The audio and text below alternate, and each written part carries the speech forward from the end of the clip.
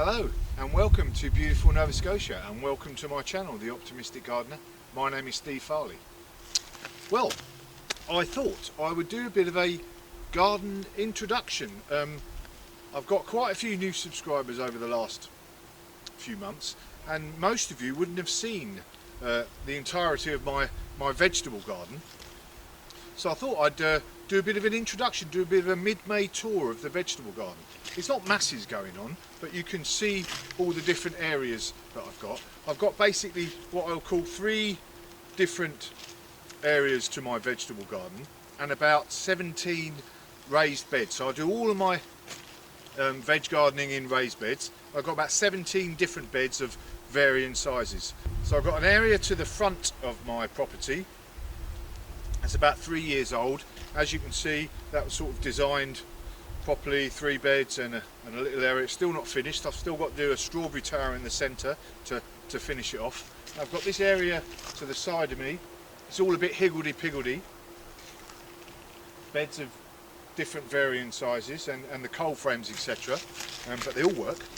And then this new area this year behind me, my pride and joy, the greenhouse made from pallets, and it's raised beds all either side, all around it. Everything's made from pallets there, and cedar shakes or shingles, whatever you want to call them. Pretty proud of them actually, and they're going to be hopefully growing lots of my tomatoes and things. I'm going to have an arch either side of there, and you can have a look in the greenhouse there, and there's all tomato plants and peppers and all that sort of stuff ready to be going out, or maybe even potted up again before it goes out in the summer. So let's have a look at the front garden. So this is the area, the newest area to the front of my property. There's 10 beds laid out in a sort of design of my making. Just missing that strawberry pyramid in the middle, which hopefully I'll sort out this year. And at the moment, I've got, as you can see behind me, these are garlic, 2 different kinds of garlic, and I can't even remember what they're called. But I planted them in the autumn, and they're coming on nicely, I think, looking really good. Then I've just planted up the middle bed. There is the beginner's garden bed, and that's going to have various different vegetables in it, taking beginners through the whole season, from planting seeds early on all the way hopefully to harvest. And then I've planted up peas in the other bed, just a few actual plants, and then I sowed some seed. The seed hasn't come up yet. That far elongated bed, that is autumn fruiting raspberries, and actually you can see they're trying to escape all over the place. There's even a runner that's gone underneath the ground there and come up in the pea bed, which is a bit naughty. And then I've got blackberries in the other elongated bed.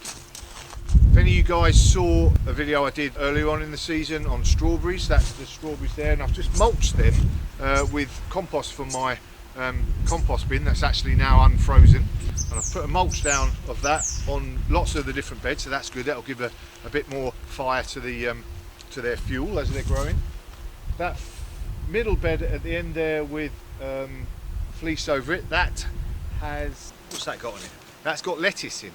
That's got some lettuce, so I'm just giving them a bit of protection, and then when my greenhouse lettuce runs its course, they'll be coming into play there, so that's good. The end bed's supposed to be for cut flowers, but as is the problem I've found here in Nova Scotia, spring flowering bulbs don't seem to do very well for me. Half of them haven't come up, and the ones that have come up don't seem to be very big, so don't think I'm actually going to do much in the way of cut flowers. There you go. And the other bed there is the onions, and as you can see I've got onions that I sowed, spring onions there that I sowed as seeds, and some onions that I sowed as sets. And I'm just giving them a bit of protection before the weather warms up. The wind is definitely coming, there's a bit of a storm coming. The middle far bed over there is my asparagus bed, and I've just spied, as you can see, the first little asparagus spear come up through the ground there, and that is a very exciting thing.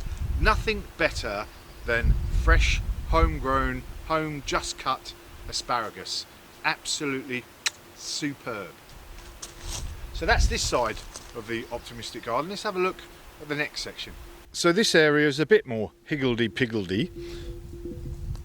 Got a nice big square bed, 2 square really. I think this was one of the original beds I did, and before I realised that it's not a good idea to have a massive, great big wide bed because you can't reach the middle very well. But it's doing its job still.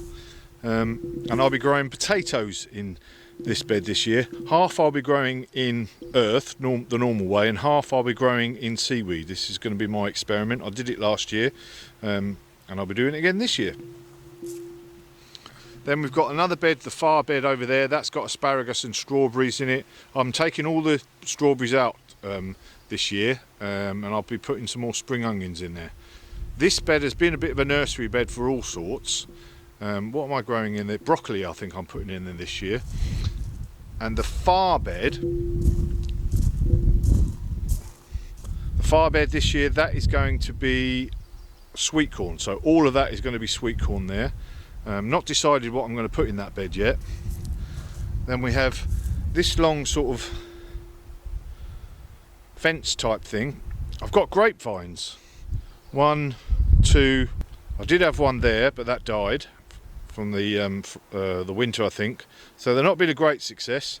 I'll give them another year, see how they get on, and then I might change to something different. So that's this area.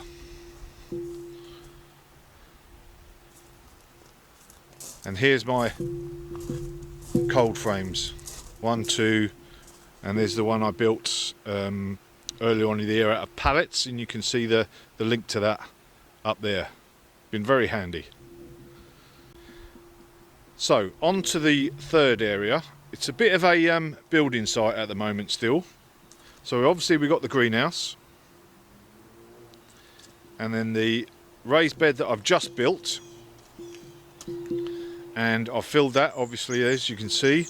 Bottom of that I've filled with logs, all sorts of leaves, etc. Then I put horse manure and seaweed in there, and then I finished it off with some compost that I just had delivered the other day. And then we have the raised beds, all go around 3 sides of the greenhouse. That one I've filled.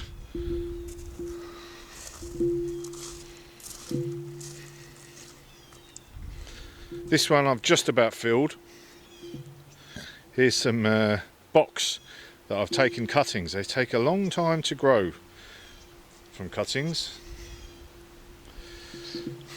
And this last one,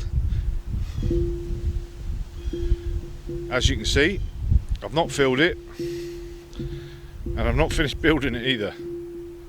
But I'll do that in the next few weeks because I've got all the earth for it. There's obviously the back side of the greenhouse. And behind me here is a particularly scruffy compost area. So I've got 3 bin system across there.